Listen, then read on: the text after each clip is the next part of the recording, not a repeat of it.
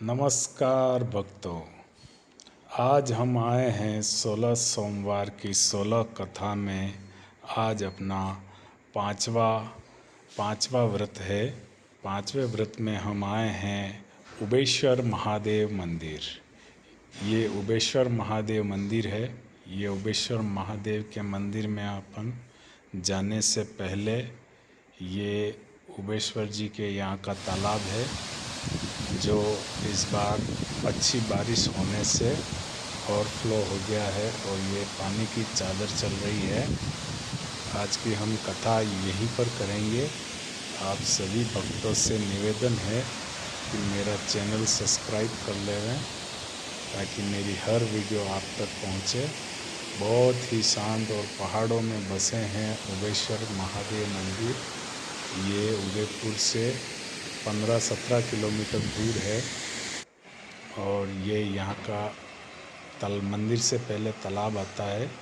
ये तालाब है, बहुत ही साफ़ सुथरा पानी है। अब अपन मंदिर में जाते हैं। ये मंदिर है, ये मंदिर का भव्य मंदिर है। ये इसका शिखर है, ये घुम्मट बना हुआ है। ये मंदिर का गेट है। बहुत ही सुंदर मंदिर है। यहाँ पे धर्मशाला बनी हुई है और काफ़ी लोग यहाँ पे प्रसादी करते हैं। ये मंदिर के निकलने का द्वार है।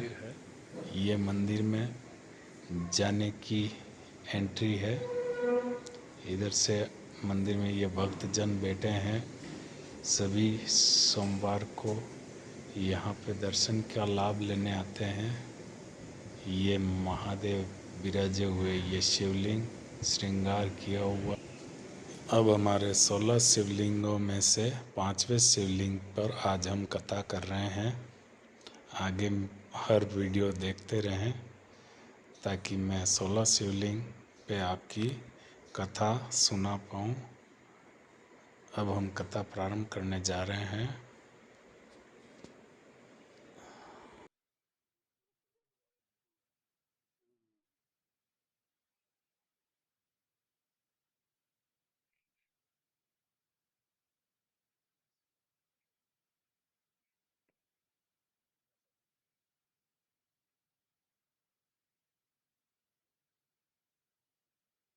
बोलो मंचा महादेव की जय।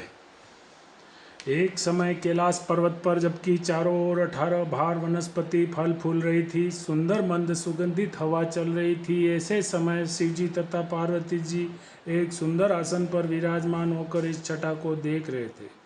श्री पार्वती जी बोली, हे नाथ, आज तो चौपड़ पासे का खेल खेलना चाहिए। महादेव जी ने कहा, ठीक है, पर इस खेल में छल कपट बहुत होता है, इसलिए हार जीत का साक्षी का निर्णय कौन देगा। इसलिए पार्वती जी ने अपने अंग से मैल उतार कर उसका एक पुतला बनाकर बिठा दिया, जिसे महादेव जी ने सर जीवन कर बोले, हे पुत्र अंगज, हम दोनों चौपड़ पासे का खेल खेल रहे हैं, सो तू हमारे हारने जीतने की साख भरना। अब चौपड़ पासे का खेल शुरू हुआ। महादेव जी ने दो बार पासे फेंके और अंगद से पूछा, बता कौन हारा और कौन जीता। तो अंगद ने कहा कि आप जीते तथा पार्वती जी हारे। जब तीसरी बार पार्वती जी ने पासे फेंके और अंगद से पूछा, बता कौन हारा और कौन जीता। यद्यपि इस बार पार्वती जी जीती थी, परंतु अंगद ने सोचा, मैं महादेव जी को हारा कहूँगा तो वह मुझे श्राप दे देंगे। अतः उसने कह दिया कि महादेव जी जीते तथा पार्वती जी हारे। यह सुनते ही पार्वती जी को क्रोध आ गया और क्रोध में आकर अंगज को श्राप दे दिया, जा तू कोढ़ी हो जा और भटकता फिर। तब तो पार्वती जी के श्राप से कोढ़ी व दुखी हुआ अंगज इधर उधर भटकने लगा। भटकते भटकते एक दिन एक विशाल भयंकर जंगल में जा पहुंचा, जहाँ उसे 12-12-24 कोस के बीच एक तालाब दिखाई दिया, जिसके आसपास बड़ पीपल के कई पेड़ खड़े थे और इंद्राणियाँ ब्रह्माणियाँ बहुत से देवी देवताओं की स्त्रियाँ मिलकर वहाँ व्रत कर रही थी। तो अंगद ने उन्हें ऐसा करते हुए देखकर कहा कि बहनों, आप यह क्या कर रही हैं। तो देवांगनाओं ने उत्तर दिया कि हम महादेव जी के मनसावाचक व्रत को कर रही हैं, जिसके करने से सभी मनोकामनाएं पूर्ण होती है। तो अंगद ने कहा कि इस व्रत को तब तो इस व्रत को मैं भी करना चाहूँगा। तो देवांगनाओं ने उसकी इच्छा को देखकर चावल सुपारी जलाकर व्रत प्रारंभ कराने का संकल्प करा दिया और कहा कि श्रावण महीने के कृष्ण पक्ष के प्रथम सोमवार से इस व्रत को शुरू किया जाता है और फिर कार्तिक शुद्धि चौथ के दिन इसका उजमना होवे और उसकी और एक पीली गेरू में कुंवारी कन्या से 2 पुनी सूत कटवावे, उसका डोरा बनावे और पीली गेरू में रंगे और फिर महादेव जी की पूजन तथा आगे हर सोमवार इसका व्रत करता रहे। और फिर कार्तिक शुद्धि चौथ के दिन इसका उजमना होवे। उस दिन 4.25 सेर आटा, 1.25 सेर घी, 1.25 सेर गुड़ का गांव में तोल बूझ कर उसका चूरमा बनावे और उसका महादेव जी के भोर धरकर 4 बराबर भाग कर लेवे। प्रथम भाग शिव जी को निमित्त कर देवें अर्थात किसी नाग को दे देवें, दूसरा भाग किसी ब्राह्मण को दे देवें, तीसरा भाग किसी गौ को खिला देवें और चौथा भाग आप स्वयं प्रसाद के तौर पर ग्रहण करें। शेष बिना छोटे बड़े का भेदभाव किए सबको बराबर बराबर बतरा देवें और डोरा जो बनाया जाता है जब तक व्रत करें स्वयं धारण करें और उद्यापन के बाद उसे जल में पधरा देवें। बस यही इस व्रत का विधान है। तब तो अंगद ने नियमानुसार मनसावाचक व्रत शुरू किया।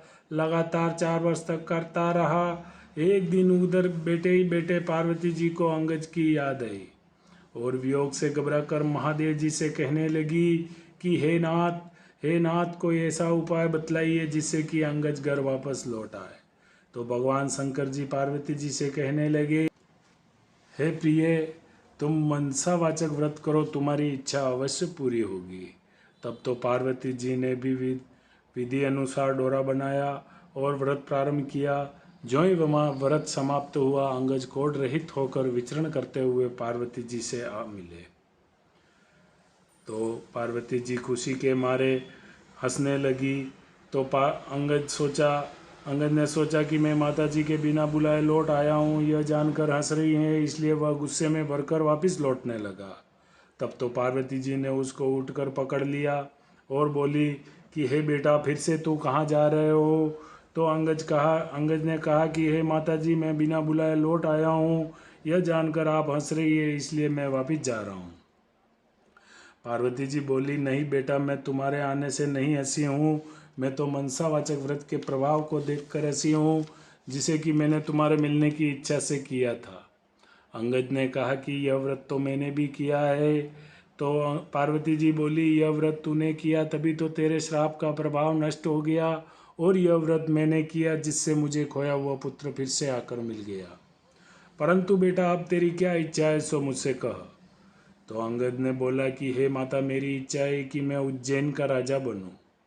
तो पार्वती जी ने कहा कि अच्छा बेटा, तू अभी उज्जैन चला जा, वहाँ का राज्य तुझे मिल जाएगा।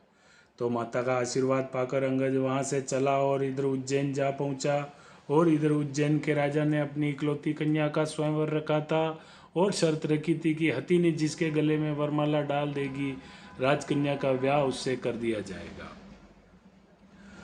तो हथिनी को श्रृंगार करा कर एक उसकी सुंड में वरमाला देकर प्रार्थना की गई और हथिनी के स्वयंवर के ठीक समय पर अंगज वहाँ पर जाकर बैठ गया और हथिनी माला लेकर चली और इधर जहाँ अंगज बैठा था वहाँ पहुंचकर उसके गले में वरमाला डाल दी। तो लोग उसे देखकर कहने लगे कि यह न मालूम कौन है, हथिनी चूक गई है। अतः इस लड़के को अंगज को वहाँ से हटा दिया गया। फिर से हथिनी को माला दी गई और कहा गया कि हे हथिनी, इस सभा में जो तुम्हें राजकन्या के योग्य वर दिखाई दे, जो उज्जैन का राज्य अच्छी तरह संभाल सके, उसके गले में वरमाला पहना दे। तब हथिनी दूसरी बार माला ले जाकर अंगज के पास जाकर फिर से उसी के गले में पहना दी। तो लोग कहने लगे कि हथिनी इस लड़के से परच गई है, अतः उसे दरवाजे से बाहर बिठा दिया गया। परंतु जब हथिनी को तीसरी बार माला दी गई तो हथिनी दरवाजे से बाहर निकलकर फिर से उसी के गले में वरमाला पहना दी। फिर क्या था, राजा ने कहा जैसा होनहार है होगा। नगर सेठ को बुलवाया और कहा कि इस बालक को तुम अपने घर ले जाओ और फला लग्न पर श्रृंगार कर सज धज कर बारात लेकर आ जाओ। तो नगर सेठ बालक को अपने घर ले गया और लड़के का खूब श्रृंगार कर बारात सजा कर लग्न के समय ले आया और बड़ी धूमधाम के साथ विवाह संपन्न हुआ और राजा ने राजपाट कन्यादान में दे दिया। विवाह पश्चात जब वर वधू महलों में गए तो राजकुमारी ने अंगद से पूछा कि हे नाथ, आपकी जाति क्या है, आपका नाम क्या है और आपके पिता व ग्राम का नाम क्या है। तो अंगद ने कहा कि हे राजकुमारी, मैं शिव पार्वती जी का लड़का हूँ और मेरा नाम अंगज है। तब तो राजकुमारी ने कहा कि महाराज, आपकी इस बात को कोई कैसे सच्ची मान सकता है। आप सत्य सत्य बतलाइए, वास्तव में क्या बात है। तब तो अंगद ने अपने पैदा होने की सारी कथा राजकुमारी को कह सुनाई और कहा कि और अपने श्राप व मनसावाचक व्रत के प्रभाव से छूटकर उज्जैन राज्य पाने का सारा वृत्तांत का सुनाया। और यह सुनकर राजकुमारी को संतोष हुआ और दोनों सुखपूर्वक रहने लगे। थोड़े दिनों पश्चात अंगद ने कहा कि हे राजपुत्री, अब मेरी राज्य करने की अवधि पूरी हो चुकी है, अतः मैं अपने माता पिता के पास कैलाश जाना चाहता हूँ। तेरी क्या इच्छा है सो मुझसे कह। तो राजकुमारी बोली कि हे नाथ, मैं तो पुत्र, धन व राज्य का सुख चाहती हूँ। तो अंगद ने कहा कि तुम मनसावाचक व्रत करो, तुम्हारी इच्छा अवश्य पूरी होगी। राजपुत्री बोली कि हे नाथ, जब आप कैलाश चले जाएंगे तो मेरे पुत्र कैसे होगा। तो अंगद ने कहा कि हे राजपुत्री, तुम मनसावाचक व्रत करो, तुम्हें बिना गर्भावास के पुत्र मिलेगा। ऐसा कहकर मनसावाचक व्रत की सारी विधि समझाकर अंगद वहां से कैलाश चले गए।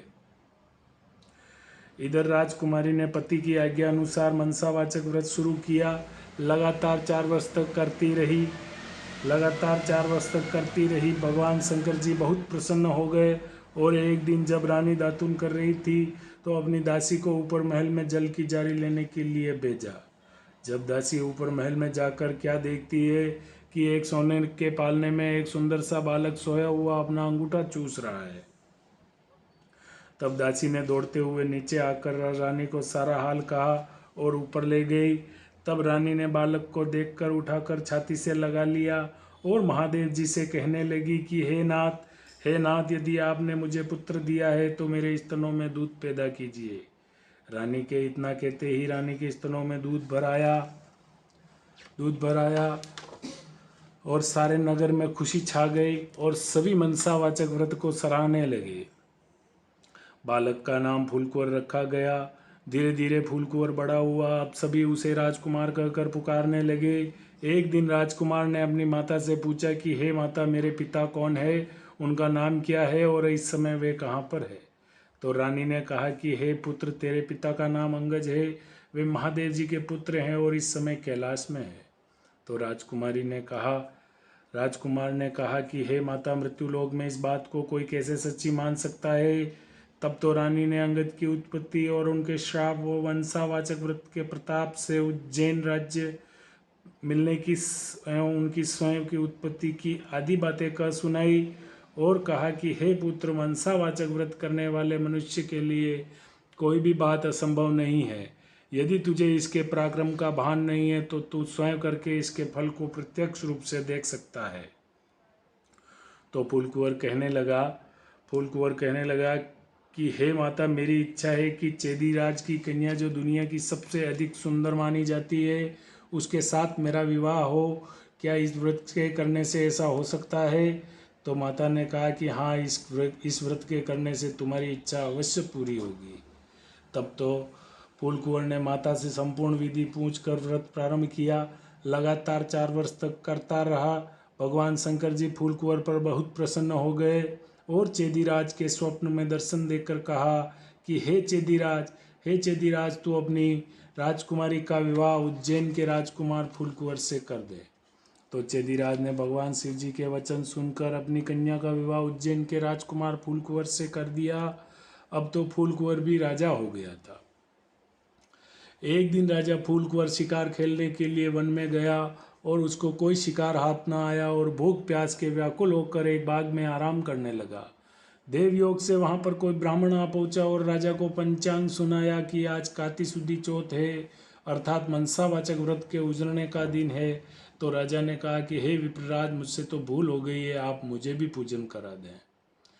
तो ब्राह्मण ने पूजा के लिए शहर में रानी के पास खबर भेजी कि राजा साहब शिकार के लिए वन में ठहरे हैं और आज उनके काती सुदी चौथ के उजरने का दिन है, इसलिए 4.25 सेर आटा, 1.25 सेर घी और सवा 4.25 सेर आटा, सवा सेर घी, 1.25 सेर गुड़ का चूरमा बनाकर मंगवाया है। इस पर रानी ने सोचा कि फौज के कई आदमी साथ है, इतने से चूरमे से क्या होगा, इसलिए उसने गाड़ी भरकर चूरमा भेज दिया। नियम विरुद्ध अधिक सामान होने से महादेव जी ने कोप किया और राजा के स्वप्न में दर्शन देकर कहा कि हे राजा, तू अपनी रानी को राज्य से निकाल दे, नहीं तो मैं तेरे राज्य को नष्ट भ्रष्ट कर दूंगा। तब तो राजा ने प्रमाण अनुसार दोबारा चूरमा बनाकर व्रत पूरा किया और लगातार 4 व्रत पूरा किया और महादेव जी के कथन अनुसार रानी को महल से निकलवा दिया और रानी किले से रवाना हुई। थोड़ी दूर जाने के बाद उसे दीवान मिला। दीवान जी ने पूछा कि रानी जी, आप कहाँ पधार रही हो? तो रानी ने सब बात बताई तो दीवान ने कहा कि मैं राजा साहब को 1-2 दिन में मना लूँगा, तब तक आप मेरी हवेली में पधारें। रानी जो ही दीवान की हवेली में गई तो दीवान अंधा हो गया। तब तो दीवान ने भी हाथ जोड़कर कहा कि आप यहाँ से पधारिए। अब रानी वहाँ से रवाना हुई, आगे गई तो नगर सेठ मिला। उसने भी यही कहा कि राजा साहब को 1-2 दिन में मना लेंगे, तब तक आप मेरे घर में बिराजिए। रानी जो ही दीवान के घर में गई तो दीवान के हुंडियाँ चलना बंद हो गई, वह कई तरह के उपद्रव होने लगे। तो नगर सेठ ने भी कहा, तब तो सेठ ने कहा कि हाथ जोड़कर कहा कि आप यहाँ से पधारिए। अब रानी आगे गई तो राजा जी का कुमार मिला, उसे भी दया आ गई तो रानी को अपने घर ले गया। रानी के वहाँ जाते ही कुमार का हवा बैठ गया और सारे बर्तन फूट गए और कुमार स्वयं अंधा हो गया। तब तो कुमार ने भी रानी को वहाँ से चले जाने की प्रार्थना की। आगे जाने के बाद उसे माली मिला तो उसने भी यही पूछा कि रानी जी कहाँ पधार रही हो? तो रानी ने कहा कि राजा साहब ने मुझे देश निकाला दे दिया है। तो माली को भी रानी पर दया आ गई, वो उसे अपने बाग में ले गया और कहा कि राजा जी का क्रोध शांत हो, तब तक आप मेरे बाग में रहिए। पर रानी के वहाँ जाते ही बाग के सारे पेड़ पौधे सूख कर जलने लगे, खेत कुओं का पानी सूख गया और माली को भी कम दिखने लगा। तब तो माली ने भी रानी को वहाँ से चले जाने को कह दिया। तब रानी वहाँ से निकलकर विचार करने लगी कि मुझसे ऐसा क्या पाप हो गया है कि मैं जहाँ भी जाती हूँ वहाँ सत्यानाश होने लगता है। ऐसा सोचते सोचते आगे 2 रास्ते नजर आए। रानी ने पूछा तो पता चला कि एक रास्ता 6 महीने का और एक रास्ता 2-3 दिन का। रानी 3 दिन के रास्ते से चली। आगे रास्ते में उसे एक शिप्रा नाम की नदी मिली तो रानी ने दुख के मारे उसमें कूदकर आत्महत्या करनी चाहिए। जो ही रानी नदी के अंदर कूदी तो वह नदी भी सूख गई। आगे जाने के बाद उसे एक बड़ा भारी पर्वत आया। रानी ने सोचा इस पहाड़ पर चढ़कर गिर पड़ो। जो ही रानी पहाड़ पर चढ़कर गिरने लगी तो वह पर्वत भी जमीन के बराबर हो गया। आगे जाने पर उसे एक सिंह दिखाई दिया। रानी ने सोचा इस सिंह को छेड़ूं तो वह मुझे खा जाएगा तो अच्छा है। तो उसने जो ही सिंह के ऊपर हाथ फेरा तो वह सिंह भी पत्थर का हो गया। आगे जाने के बाद एक बड़ा भारी अजगर सर्प दिखाई दिया। रानी ने मरने की इच्छा से उस सर्प को छेड़ा तो वह सर्प भी रस्सी का हो गया। रानी हार खाकर आगे चली तो क्या देखती है कि एक बड़ा भारी पीपल का वृक्ष है और उसके पास एक सुंदर कुआं बना हुआ है और एक मंदिर बना हुआ है। रानी मंदिर में जाकर मुंह ढककर बैठ गई। ओम नमः शिवाय, ओम नमः शिवाय इस पंचाक्षरी मंत्र को जपने लगी। उस दिन काती सुदी चौथ के उजरने का दिन था और मंदिर का पुजारी नाथ गांव में सामान लेने के लिए गया था। वहां पर उसको कुत्तों ने काट खाया। तो पुजारी नाथ विचार करने लगा कि आज मेरे आश्रम में ऐसा कौन पापी आ पहुंचा है जिसके कारण यह उत्पात हुआ है। तो नाथ जी ने जब मंदिर में एक स्त्री को बैठा देखा तो सोचने लगे कि आज मेरे आश्रम में कोई डाकन या भूतनी आ गई है।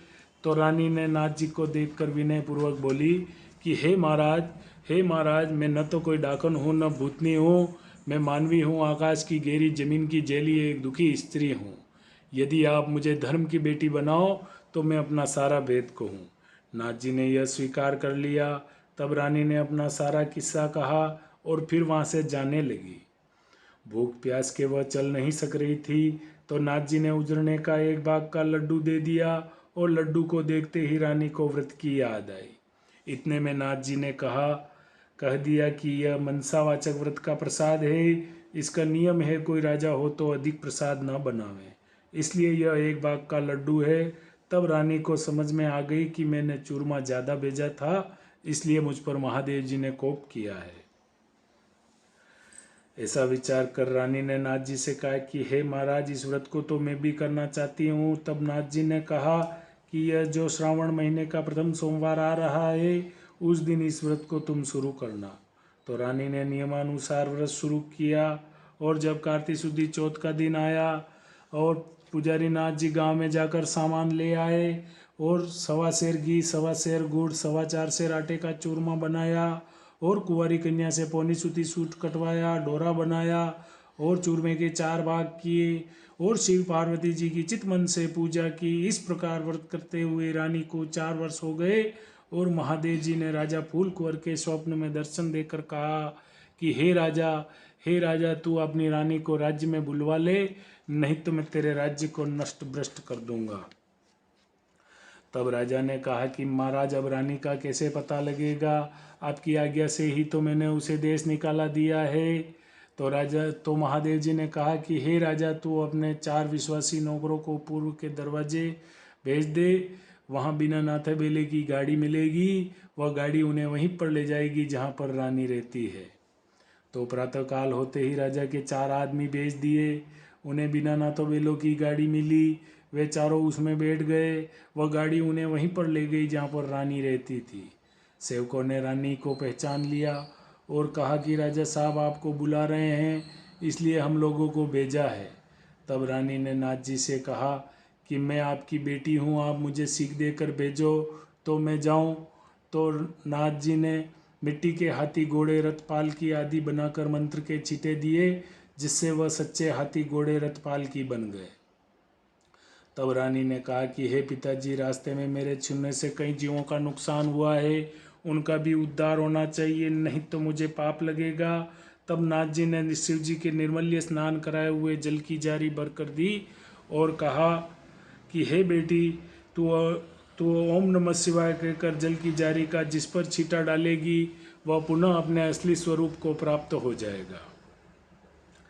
तो रानी रथ पालकी में बैठकर नाथ जी से प्रणाम कर चारों सेवकों के साथ रथ पालकी में बैठकर रवाना हुई। चलते चलते उसे रास्ते में वह सर्प आया जो उसके छूने से रस्सी हो गया था।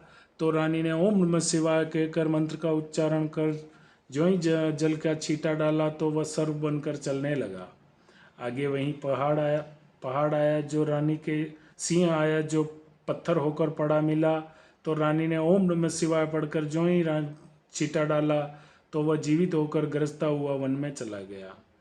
आगे वह जाते जाते उसे वह पर्वत आया जो उसके स्पर्श से जमीन में धंस गया था। तो रानी ने ओम नमः शिवाय कहकर जो ही जल की जारी का छींटा डाला तो वह पहले जैसा पर्वत हो गया। आगे जाते जाते वह नदी आई जो रानी के स्पर्श से सूख गई थी। तो रानी ने ओम नमः शिवाय कहकर जो ही जल की जारी का छींटा डाला तो वह पहले जैसे गहरे निर्मल जल से बहने लगी। अब रानी ने पालकी फौज आदि को किले में भेज दिया, खुद उस बाग में गई जो उसके कारण सूख गया था। तो बागवान ने रानी को देखकर कहा कि हे रानी जी, आप फिर से क्यों आ रही हैं? पहले ही आपके कारण बाग सूख गया था। परंतु रानी के समझाने बुझाने के बाद माली ने फाटक खोला। तो रानी के वहाँ जाते ही रानी ने ओम नमः शिवाय कहकर जो ही जल की जारी का छींटा डाला तो सूखा हुआ बाग अच्छा हरा भरा बगीचा हो गया। फिर से कोयले बोलने लगी और नाना प्रकार के फल फूल दिखाई देने लगे और माली को भी दिखने लगा। अब रानी वहाँ से कुम्हार के घर पर गई जो अंधा हो गया था। तो रानी ने ओम नमः शिवाय पढ़कर जो ही जल की जारी का छींटा डाला तो कुम्हार की आंखें खुल गई और सारे बर्तन सोने चांदी के हो गए। और तब तो कुम्हार ने कहा कि हे रानी जी, ये सोने चांदी के बर्तन हमारे पास कौन रहने देगा? तो रानी ने कहा, इसमें से 4 बर्तन ले जाकर तू राजा जी को भेंट कर देना, शेष तुम रखना, यह मेरा हुक्म है। इस प्रकार रानी जब नगर सेठ के घर में गई तो उसकी भी हुंडियाँ सी करने लगी। व्यापार में लाभ होने लगा। तो रानी ने तो नगर सेठ ने कहा कि रानी जी, आपके पधारने से मुझे रिद्धि सिद्धि हुई है और मैं खुशी से सारी नगरी को जिमवाना चाहता हूँ। तो नगर में डिंडोरा, रानी ने यह बात मान ली और नगर में डिंडोरा पिटवा दिया, कल किसी के यहाँ पर चूल्हा नहीं जलेगा, अगर किसी के घर से धुआं निकला तो 101 रुपया जुर्माना होगा। आगे चलकर रानी दीवान के यहाँ पहुँची तो उसके दीवान की भी आंखें खुल गई और सर्वत्र आनंद छा गया। अब रानी साहिबा किले में पधारी तो राजा जी ने बड़ा भारी स्वागत किया और जलसा मनाया। और दूसरे दिन नगर सेठ ने सारे नगर को जिमवाया और किले में जाकर रानी जी से प्रार्थना की कि अंधता आप भी अरोगिए। तो रानी ने कहा कि आज मेरे पंचावाचक व्रत के उजड़ने का दिन है, किसी भूखे को जिमवा कर जिमूंगी। तो ढूंढते, परंतु सारे लोग तो नगर सेठ के यहाँ पर जिमने गए थे। ढूंढते ढूंढते धोबी घाट पर एक अंधी बहरी कोड़ी धोबिन भूखी पड़ी मिली। रानी की आज्ञा से उसे लाया गया और उसे लाते ही उसको स्नान कराया गया और स्नान कराते ही उसका सारा कोढ़ मिट गया और बूढ़ी धोबिन कथा सुनने और प्रसाद लेने मात्र से सदैव सदैव के लिए वैकुंठ चली गई। इस प्रकार राजा रानी हर साल मनसावाचक व्रत करते रहे, संसार के सभी सुखों को भोगते रहे, अंत में पुत्र को राजगद्दी देकर शिवलोक सिधार गए। बोल मनसा महादेव की जय। इस प्रकार मनसावाचक व्रत अर्थात शिव पार्वती जी, इस व्रत की बड़ी भारी महिमा है। श्रावण महीने के प्रथम सोमवार से कार्तिक सुदी चौथ का यह व्रत है। बोलो मनसा महादेव की जय। अब हम आरती करेंगे। आरती के लिए खड़े होंगे।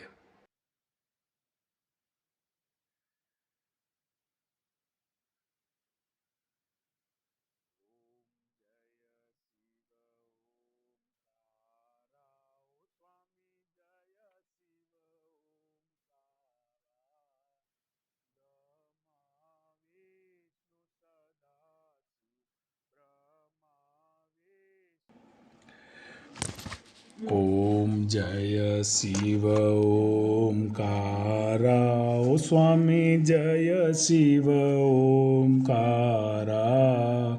ब्रह्मा विष्णु सदा शिव, ब्रह्मा विष्णु सदा शिव, अर्धांगी दारा। ओम जय शिव ओमकारा। एकानन चतुरान पंचानन राजे, ओ स्वामी पंचानन राजे। हंसासन गरुड़ासन, हंसासन गरुड़ासन, वृषवाहन साजे। ओम जय शिव ओमकारा। दो भुज चारु चतुर्भुज, दस भुज ते सोवे, ओ स्वामी दस भुज ते सोवे। तीनों रूप निरखता, तीनों रूप निरखता, त्रिभुवन मन मोहे।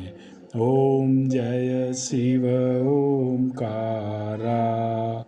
अक्षमाला वनमाला रुंडमाला धारी, ओ स्वामी रुंडमाला धारी। चंदन सोवे जगमग, चंदन सोवे जगमग, बोले शुभकारी। ओम जय शिव ओमकारा। श्वेतांबर पीतांबर बागांबर अंगे, ओ स्वामी बागांबर अंगे। सनकादित ब्रह्मादित, सनकादित मादित भूतादित संगे। ओम जय शिव ओम राम। कर्मध्ये सुकमण्डल चक्र त्रिशूलधरता स्वामी चक्र त्रिशूलधरता। जग करता जग भरता जग करता जग भरता जग पालन करता। ओम जय शिव ओमकारा। ब्रह्मा विष्णु सदा शिव जानत अविवेका स्वामी जानत अविवेका। प्रणवाक्षर के मध्य प्रणवाक्षर के मध्य ये तीनों एका। ओम जय शिव ओमकारा। त्रिगुण स्वामी जी की आरती जो कोई नर गावे स्वामी जो कोई नर गावे। कहत शिवानंद स्वामी सुख संपत्ति पावे। ओम जय शिव ओमकारा। बोलो मंशा महादेव की जय। ये आखिरी में ना भोलेनाथ के और दर्शन कर लीजिए। ये है उबेश्वर महादेव मंदिर। जय हो उबेश्वर महादेव की जय। अब हम कथा संपूर्ण हुई। अब हम यहाँ से प्रस्थान कर रहे हैं। जय हो महादेव की जय। सभी भक्तों की इच्छा पूरी करे महादेव। कथा सुनने वाले सभी भक्तों की भी जय हो और मनोकामना सभी भक्तों की पूर्ण हो। बोलो उबेश्वर महादेव की जय।